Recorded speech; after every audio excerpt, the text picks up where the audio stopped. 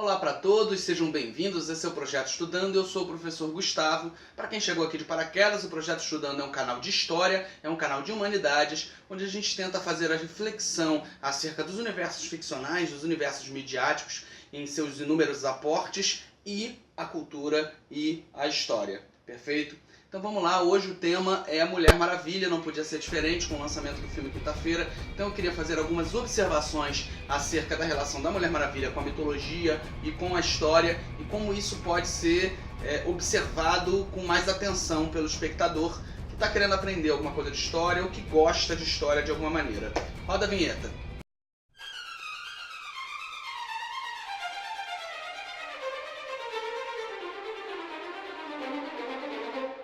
A Mulher Maravilha é criada em 1941, eu não vou falar ainda do autor, do criador dela, porque eu quero dar algumas informações, então vou deixar para a segunda metade desse vídeo. Mas ela é criada dentro de um contexto, digamos, de uma inspiração na mitologia grega, por isso acaba dando uma continuidade, uma importância muito grande e é refletido no filme. Então a primeira parte desse vídeo é falar um pouquinho de mitologia, da relação da Mulher Maravilha com a mitologia grega. O nome dela é Diana, a gente sabe que existe uma divindade na Grécia chamada Diana. Na verdade seria na parte greco-romana, né? na relação greco-romana, que é a deusa da caça e da lua, também conhecida como Artemis. Ela é o nome românico de Artemis.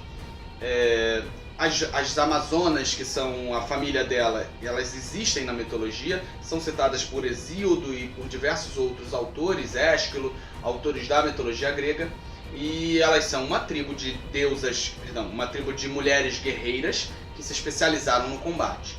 Na mitologia, essa ilha de Temícera, que é importante para o contexto dos quadrinhos, ela fica provavelmente próximo ao que hoje é a Turquia, ao território do que hoje é a Turquia.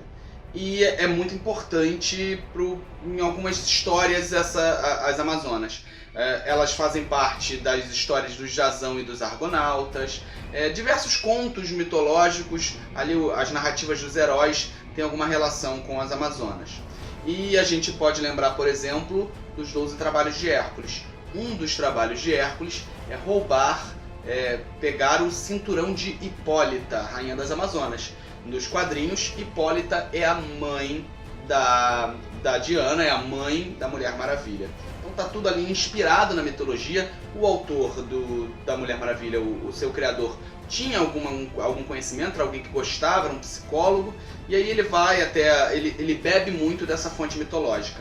Nos quadrinhos, ainda lá no contexto da criação dela, por volta de 1940, 1941, perdão, ela é criada em 41, de 41 em diante, na década de 40 em geral, a criação dela é que ela foi feita do barro, pela Hipólita, e que os deuses sopraram vida nela. E ela é feita como para ser tão próxima de alguns deuses. No caso é para ela ser forte como Atena, rápida como Mercúrio, que é Hermes, deus da velocidade, a Palas Atena, a deusa da sabedoria, é para ela ser forte como Hércules e bonita como Afrodite. Em determinados momentos a mitologia grega e a mitologia romana se confundem. Então se eu tiver aqui com algum equívoco de nomenclatura, por favor me perdoem, porque é muito difícil de arrumar isso na cabeça muitas vezes. Posteriormente, nos quadrinhos, nos Novos 52, uma origem que foi feita um reboot que foi feito dos quadrinhos DC, é feita uma outra leitura do contexto de criação. Talvez não fosse mais coerente dizer que ela foi criada do barro, uma atualização até certo ponto, dizendo que ela é filha de Zeus. O filme trata com essas duas origens de uma maneira muito original, não estou passando nenhum spoiler, mas eu gostei da forma com que o filme passou. Agora, entretanto, o filme dá uma descrição da teogonia grega um pouco diferente do que ela geralmente é aceita. Teogonia, para quem não sabe, é o contexto de criação do mundo, criação das divindades.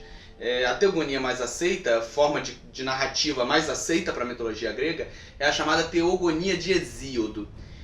No filme, a mãe da Mulher Maravilha, a Hipólita, narra logo no início para ela como se o mundo tivesse sido criado, como se o homem tivesse sido criado por Zeus. Então, na verdade, dentro da própria teogonia de Hesíodo, não é bem assim.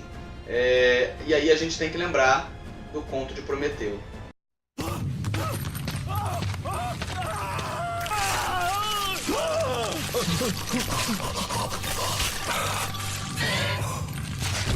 Nos versos 507 a 616, se eu não me engano, da Teogonia de Hesíodo, é narrado que Prometeu e o seu irmão Epimoteu, são dois titãs, recebem a incumbência de criação dos seres vivos em geral.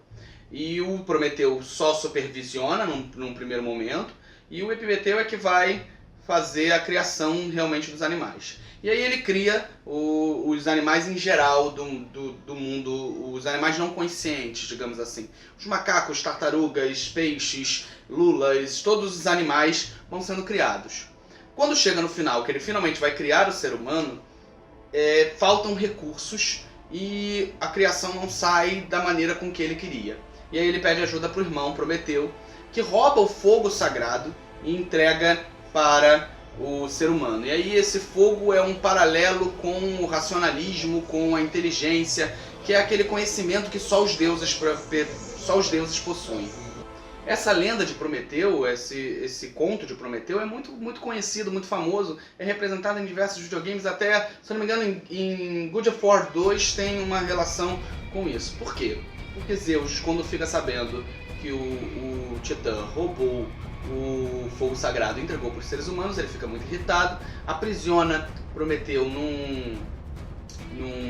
crucifica não, é como se fosse um X. Aprisiona ele próximo a um precipício, eu não me lembro agora qual é o monte, tem um nome do monte, posso colocar aqui na tela. E aí ele é condenado a ficar lá por 30 mil anos, de forma que um corvo ou águia, existe divergência de relatos, coma o seu fígado, que toda noite cicatriza, porque ele é uma divindade, e ele passa por aquele suplício do animal comê-lo vivo a vida inteira. No conto original, quem consegue libertar ele é Hércules, e um centauro, se eu não me engano, substitui ele. Essa é a teogonia de como os seres humanos passaram a ser seres conscientes, passaram a ser seres importantes. O filme trata diferente, então eu fiz questão de fazer essa relação. No resto, o contexto mitológico que é apresentado tanto no quadrinho quanto no filme não é muito diferente do que a gente geralmente aceita como básico, não. Então vamos falar dos outros temas referentes à Mulher Maravilha. Para falar agora dessa segunda etapa, eu preciso fazer algumas ressalvas antes. Porque a Mulher Maravilha ela tem uma grande importância com relação à representatividade da mulher nos quadrinhos e na cultura pop em geral. Então eu, antes de mais nada, quero deixar claro aqui que eu tenho consciência de que esse não é meu lugar de fala e de que eu não sou ninguém para falar de feminismo ou coisa parecida. Enquanto homem, eu sou, para aqueles que me conhecem, alguém que se policia para evitar a influência extrema do patriarcado. Tenho consciência de que isso é uma luta infinita e incansável, então eu gosto de fazer sempre essas ressalvas. Não é o meu lugar de fala, eu tenho consciência disso, mas eu preciso fazer algumas observações e vou tentar me ater muito dentro dos parâmetros históricos, tá? Então, por favor, se eu estou ofendendo alguém com esse vídeo, eu peço desculpas. Quero deixar claro que eu estou tomando cuidado. Espero que não. Vamos lá. A Mulher Maravilha é criada em 1941 por um homem chamado William Moulton Marston. Se eu falei errado o nome dele, pode acontecer, eu vou botar na tela aqui para vocês verem como é a pronúncia. Meu inglês é realmente péssimo. Esse homem era um psicólogo. Para quem não sabe, ele é um dos colaboradores para a invenção da máquina, que é considerada a máquina de mentira, o detector de mentiras. Às vezes a gente vê em um filme ou outro, mas é um dispositivo que consegue perceber, através de variações físicas, se a pessoa está mentindo ou não. Ele é um dos inventores desse processo, o que é representado nos quadrinhos como o laço da Mulher Maravilha. Então ele traz para os quadrinhos o laço dela que obriga as pessoas a falarem a verdade. Esse homem, William Moulton Marston, era um cara muito à frente do seu tempo. Em plena década de 40, ele vivia um relacionamento poliamoroso entre a mulher dele, Elizabeth, e uma outra mulher chamada Olive. Eles viviam juntos. Era um homem que tinha uma representatividade no meio psicológico grande e que foi, desde o começo, ali parte das criações do que depois viria a ser a DC, porque é o produto de uma série de fusões de editoras que não cabe aqui falar. E ele cria a Mulher Maravilha como um arquétipo da mulher guerreira e lutadora que ele esperava, que ele valorizava, até certo ponto. Primeiro eu quero fazer uma ressalva sobre o contexto de criação dela. Ao contrário do filme, que é colocado na Primeira Guerra Mundial, a Mulher Maravilha é um produto da Segunda Guerra Mundial. Ela é criada em 1941, em pleno esforço de guerra. E o que está acontecendo nesse momento? A mulher está tendo que ir pro lugar de fábrica. O homem foi pro frente de batalha, o homem americano médio foi para a Europa para poder lutar, e a mulher é que está ocupando os postos de trabalho nas fábricas, e dentro de casa a mulher está redobrando alguns esforços. Então era interessante para o patriarcado e para muitos dos homens que lideravam os Estados Unidos que essa mulher recebesse algum tipo de valorização. E aí, as primeiras revistas da Mulher Maravilha, criada em 1941, ali ainda durante a guerra, são extremamente beligerantes. É ela dobrando os canos de um navio, é ela cavalgando em batalha. Todo esse processo, quando ainda estava na mão do Criador, quando ainda estava sob a sombra dele, ela é uma mulher muito forte, aguerrida, tem uma série de relações. A gente pode perceber pelo vestuário da Mulher Maravilha que no início não existe uma extrema sexualização, como a gente vai ver. Ela usa saia até o joelho na primeira revista. Depois é que a gente vai ver aquilo diminuir, até chegar à década de 80, onde ela praticamente está usando fio dental. Essa é a verdade. Quando a gente tem um ápice da sexualização da mulher nos quadrinhos, que é o anos 80 e os anos 90, hoje em dia a gente já tem uma leitura um pouco mais consciente até certo ponto. Se tenta alguma coisa hoje em dia, talvez. Com o fim da guerra, a gente vê um quadro completamente diferente do que o William Morton criou para a Mulher Maravilha, o que ele esperava da Mulher Maravilha. Ela é colocada completamente ao ostracismo. A gente pode fazer um estudo de capas, por exemplo, pegando as capas do pós-guerra e comparando com as capas da Primeira Guerra Mundial. Eu coloquei na tela agora algumas capas da primeira. No pós-guerra, a Mulher Maravilha é representada dessa forma. A Mulher Maravilha é representada como alguém que vai cuidar de animais, que vai ensinar a criança a jogar beisebol. Ela é totalmente ressignificada. Qual é o símbolo? O que está querendo se dizer disso? Como eu acabei de falar, o patriarcado considerava interessante que a mulher recebesse algum palco de alguma motivação, já que ela era importante no processo de esforço de guerra para ocupar a fábrica, para ocupar os postos de trabalho. Quando o homem retorna da guerra, é feita uma tentativa expressa de levar aquela mulher de volta para o local que aquele patriarcado acreditava que era o papel dela. E isso é retratado completamente nas revistas em quadrinhos. Para quem às vezes subestima o papel dos quadrinhos como janela para uma análise social, na verdade não tem o conhecimento necessário para poder fazer esse tipo de crítica. Os quadrinhos expressam exatamente o que a sociedade estadunidense faz no pós-guerra com a mulher, recolocando ela para o lugar de ostracismo que ele queria que ela fosse.